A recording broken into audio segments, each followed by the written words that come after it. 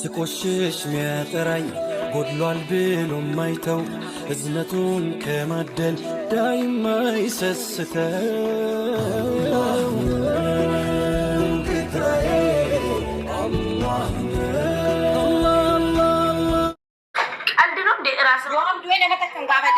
Yon mata kan gafatina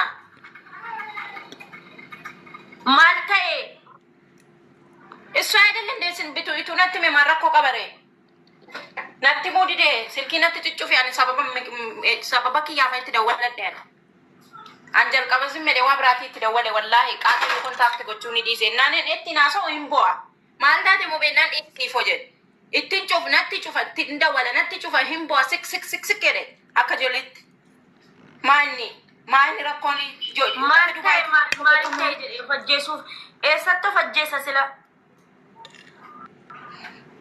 Saalonii siina jedhu moo manyitaa siina jedhu Mina inni fajjeessa jedhe fajjeessa amma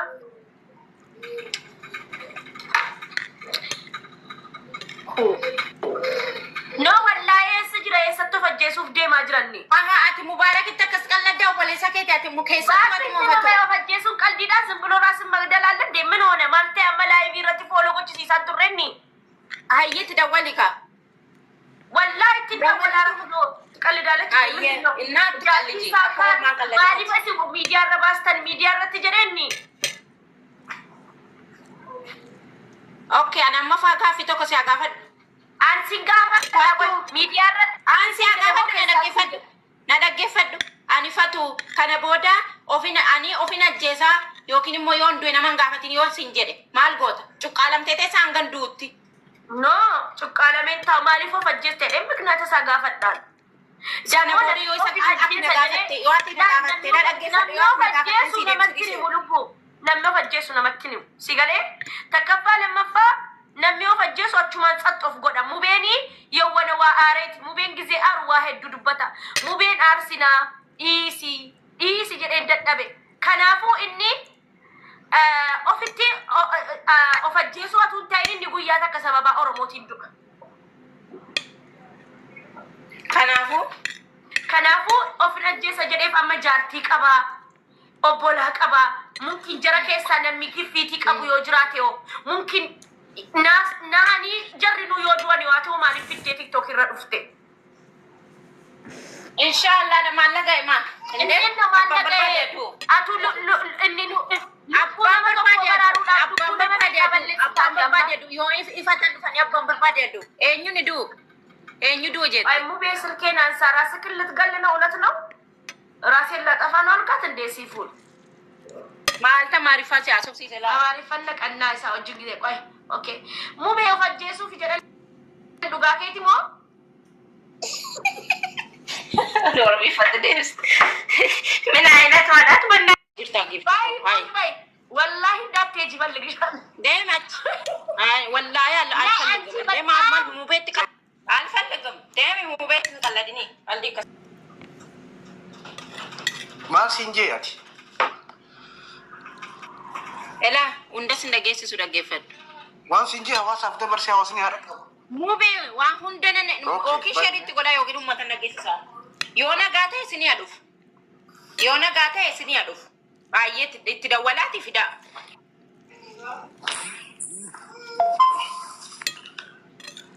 yalla warras jala jirtanu ishi mubeen nagaadha jettamite yoni nagaate yoni rakkoo keessa jirre itti dawalaa fida modeetarri immoo namaan gashinaanii ishee xayyibaas jala jirti kuno xayyibaasiin kun isii michuu keenyaati miti eessirti laata ummata maaltu ta'e xayyiba dubaayin jirta saa isti mubeetti dawale hawwineetatis maal mubeen amma dhiyeenya kana nama fooloo gochaan turre tiktok irratti isaas daqiiqaa 15 daqiiqaa 20 akkasi siifu xayyibaadhaa Dubai jechuun narrallee bilbilan kaasu bara liibirrattuu dubbate ayyoo waa tokko ta'e namni illee waa tokko nan goone nan barbaadinaa namallee wanti hin jedhina ofii kiyyaaf balleessaa jedhee diyaabii marratti akkas jedhee akkas ilaalee ilmi dhugaa siif dhalatu argitee Oromoo Mubaarakiin duusii eeggataa jirtu ilaalaa gala dhaggeeffadha bagar gitani xayyiba dubbadhu. Anasi mucaasa biyyi ilmaan kadhattu ilmaan buu jalaamiyaan akka keessa jalaamii miti akka keessan kadhattu miti zinnitti yaalkus nuuroon minoroon ishee wanti laayivii irra seessisu hin jiru. Saroota dubbadhu xayyiba. Okkoo inni reefa laayivii irra fooloo gosaa ture ergasii macarrasha irratti Oromoo jedhe baay'ee na kaffa'ee jira kaftonyaalee jedhe na kaffa'ee jira baay'ee ayyoo waa tokko ta'e jedhe biyya kana keessatti namni tokkollee waan angoone ufii kiyyaayii kanaaf nan barbaadinaa jedhe namni tokkos waan angoone laayivii irratti ufii dubbatee muumataan osoo fooloo gosee xumura. Ani immoo xayyiba ofii kootiif aniyyuu fedhii kiyya qoy awwii xayyibaan immoo fedhii kootiif barbaadee waan biraatii itti dawwaleen. Hajaadha jechuudha. Hajaadha itti dawwalee yeroon itti dawwalu natti cufa. Macarrashaa irra sagalee kaa'e mubee piliisii barbaada hajaadha kan innaan jedhu silkiin ilaa kaasee maal taate jedha hin bo'a. Siigalee hin bo'a maaltu si boose mubee maal taate jennaan sagalee wayii monaa kaa'e natti cufe. Akkuma takkasi amma liivii irratti jedhe jettu laayivii irra maa baastan warri jedhan. Warri akkas barantidha. Abdiin as jira mee abdii galcha abdiin bilbilee fi haasofsiisa jira. Abdiin dawwalee fin jira qo'aayii jedha qo'ime. Abdiin abdii geetaachoo galchi. Abdii geetaachoo. Okay. Galatoomii abdii kunoo fira gaafa dhugaa fira gaafa rakkoon akkasii malee namni maa miidiyaarra fidde taadhaa yoo miidiyaatti neetnyuun taane abbaa kootti dhaqee qabriitti mee dhaqee mubaarakiin gargaari jedhamu haadha kootti nima. Inni qalladanii siifu innuu dubbatee bahee bara sii miti innuu ofii maqaafaan isaatiin dubbatee bahee nama qalbeeffatee dhageeffatee yoo ta'e innuu dubbatee bahee. Baay'ee.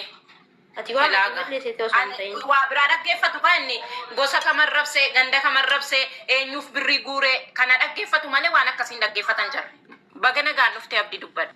Assalaamu alaikum jirtu. Waalaikum salaam wa rahmatullahi wa barakatuh.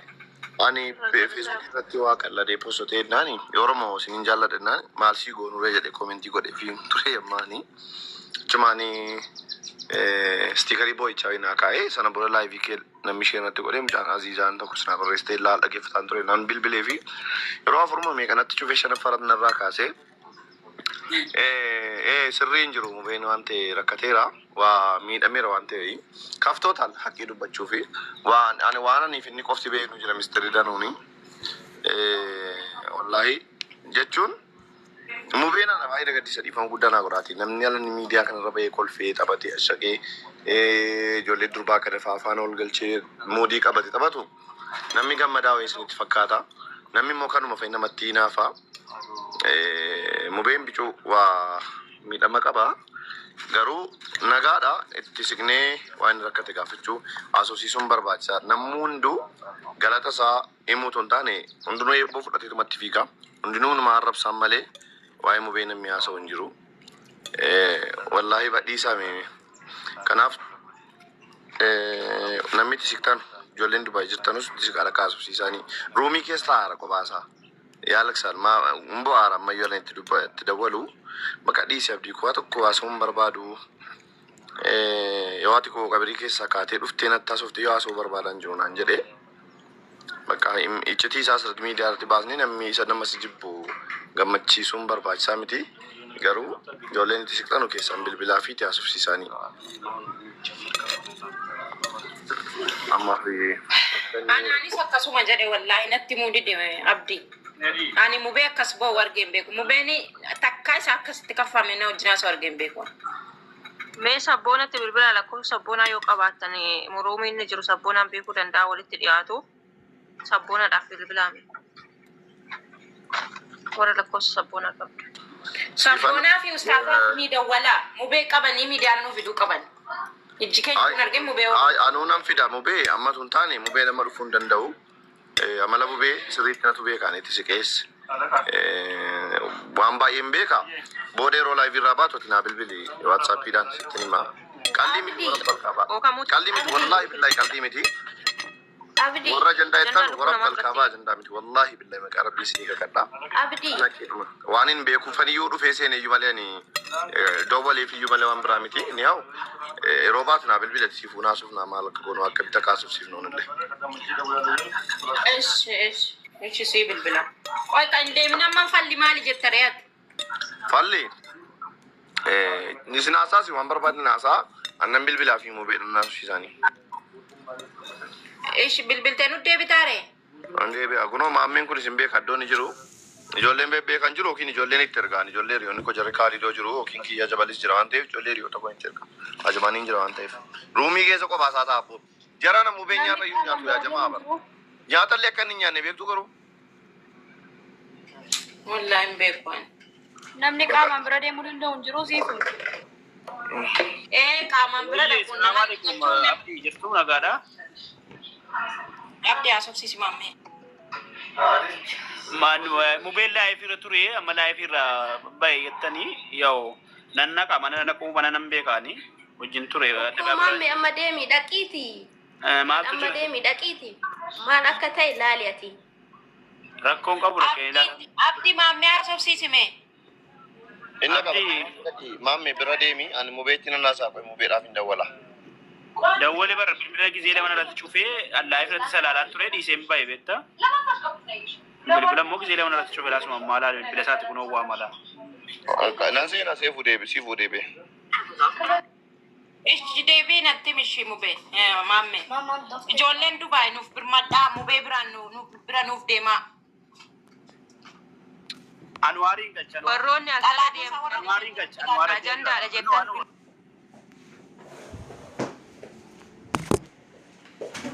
Siifu koyo yoo barbaadde siifuun borusin irraa hiitu warra jala deemtanii ajandaadha. Ani bilookin godha siifu nama tokko natti naariin. Nama ajandaa dheedhaa jalatti faallaa namaa barreessu bilookin godha. Barbaaddu borurraa hiikkadhu fira ta'e wajjin. Ayyee bolokii qofa miti ituu danda'anii dileetii gochuudha addunyaarra. Muuyit godhi maal goota? Yallaa sheer godhaa ijoollee Dubaay nuuf fidaa ustaazota nama gurguddaa. Amma kan sifuun dhaggeeffadhu. Ni dhagaa sagaleen kiyya ni dhaggeeffama. Indagaama namni 500 kun dhuguma yoo mubaarakiin jaallattan nama Dubaay qofatti sheer nu godha. Indagaama maammee. Maammeen achi jira. Maammee amma ka'iitii dhaqee gurbaa kana dhaqqabi gubbii gabaabaa. Eega sagalee sii kaa'ee fi najjise jee. Eega sagalee kaa'ee fi najjise jee maaliif achi qabdanii deema sheexaanni.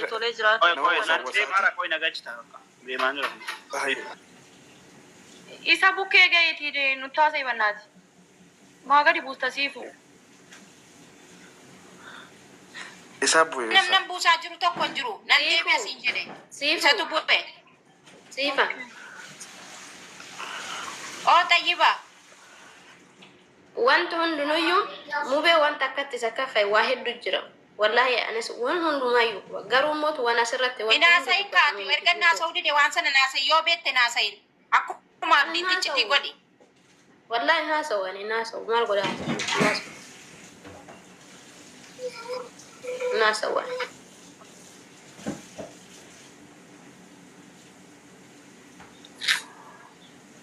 Amma ijoollee Dubaay hoostela jiraattan urjii Dubaayin jirtaa? La. Naannoo Dubaay. Naannoo kam jiru? Warra Ajimaan keessa jiraatu. Okay. Ijoollee Dubaay jirtan mubaarakiin qaqqabaa dhibu mul'in labsi. Keessattuu warri naannoo Ajimaan jiraattan rakkoo inni irra jiruu fi maal akka ta'e gidditti meesheer godha. Abbaa gidditti isheen Labsi kana labsi Muniirii fi Hawwineet labsaa. mee sagalee sii kaa'e banime hawaasni haa dhagayu bakka warri Dubaay.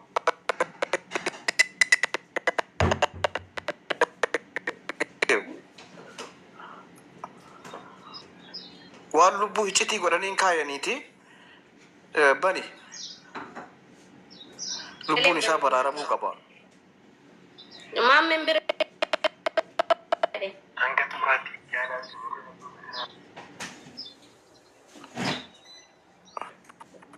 Alim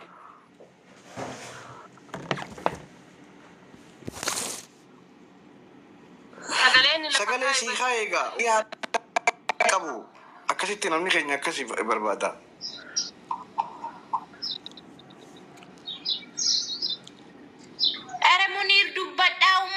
ibsaa. Follow gochaa ture tileech keessa turte.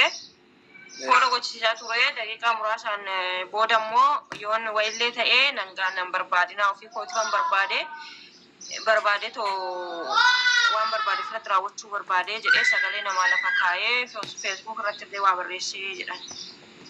Abdiinis yeroo baay'ee bilbilee yeroo tokko kana jalaa kaasee kutaa keessatti ofiisaatti cufatee taa'aa jedhe abdiin bilbilee fitan yeroo tokko na jalaa kaasan rakkoo wayitis himachaan jiru narraa isin dubbatinaa jedhe. Namni bakka inni jiru beekamne lookeshiin isaa keessan na dubbisan erga bakka inni jiru namni ajmaan hin jirtan. Maammee Oroo hin beeka jedhan. Kiyyaa Jabal faamee ijoollee hora naannoo san jirtanii walii bilbila Kiyyaa Jabal sabboonaan illee beekuun oolu.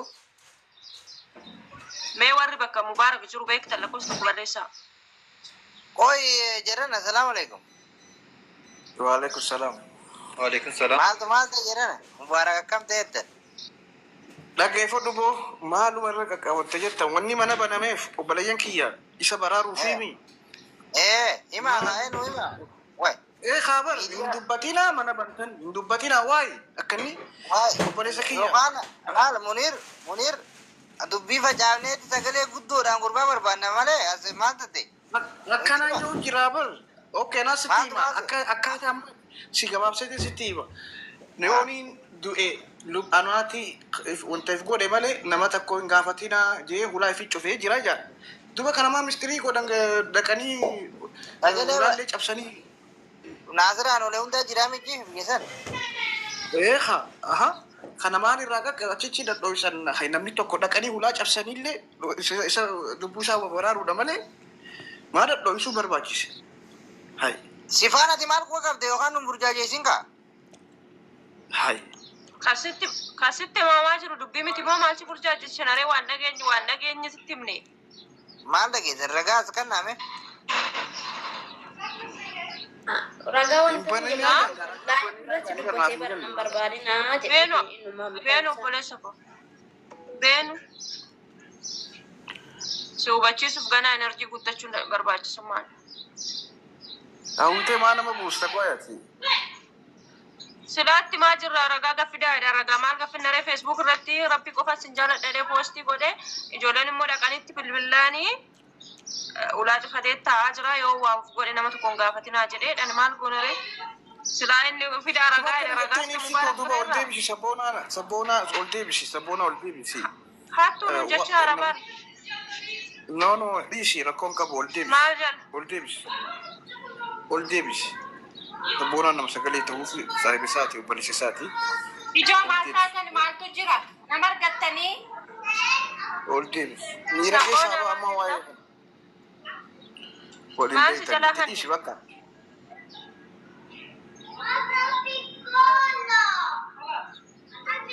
Sabboonaan maal ta'e baal? Sabboonaan nama sagalee ta'udha. Okay, maal goonaree hattuu Mee sagalee nu dhageessisaa jennaa maa gad darbitan? Hai namni waaqa yoo gaafate maa nama gad darbitan sa? hin darbine kinoo deebiseera.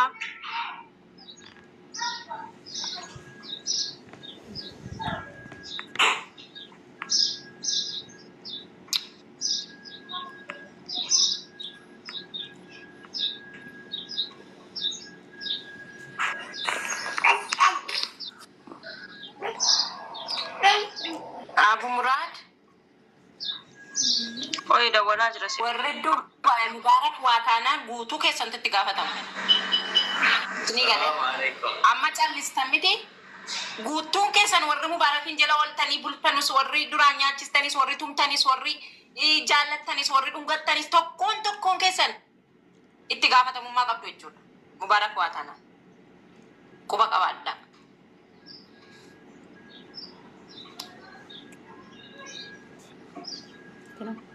Wallahi maal beeka qeerroo kiyya yoona fajjees nama takkaan gaafatinaa jedhe bilbila waa biraatii bilbila.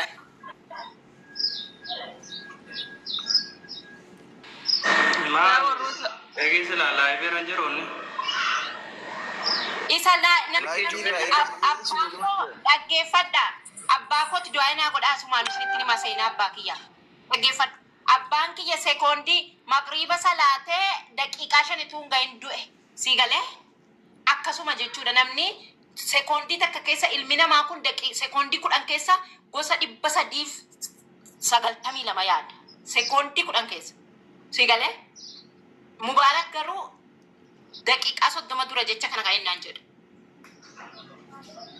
ta'a tokko ta'a jira jechuudha erguma laayivii kana seeneyyuu meera daqiiqaa 33 isa wajjin hangan rakkadhee kadhadhee daqiiqaa 30 kanaafuu sa'a tokko duraa jechuudha.